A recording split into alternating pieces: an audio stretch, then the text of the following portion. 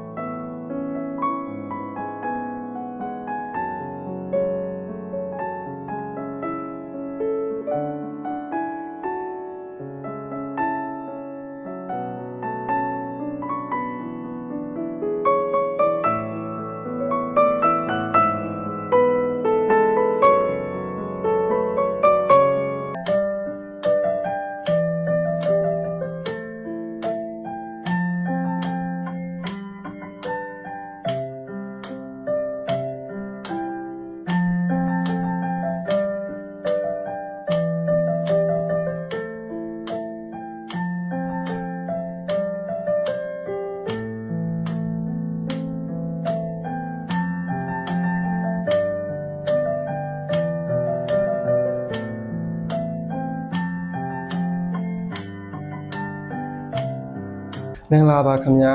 ကျွန်တော်ဒီနေ့တင်ပြမယ့်အကြောင်းအရာတော့ကျွန်တော်တို့ရဲ့ပေါ့နော်လူတွေမှာမရှိမဖြစ်လိုတဲ့ skin care အကြောင်းပါ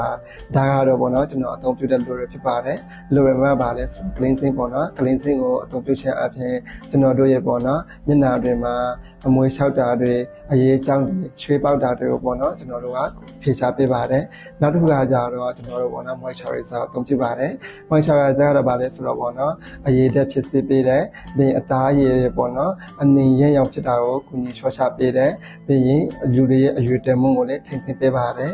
နောက်ဆုံးကတော့ကျွန်တော်အသုံးလေးပြုထားပေါ့နော်အရင်ဆုံးတိုက်တဲ့ sun cream ဖြစ်ပါတယ် sun cream ကတော့ကျွန်တော်တို့ရဲ့လူတွေမှာပေါ့နော်နေရောင်ကိုကောက်ပေးဖို့အတွက်အသုံးပြုထားပါတယ်မရှိမဖြစ်လဲလိုအပ်ပါတယ်ခင်ဗျာကျေးဇူးပါကျေးဇူးပြရတဲ့ကျေးဇူးတင်ပါတယ်ခင်ဗျာ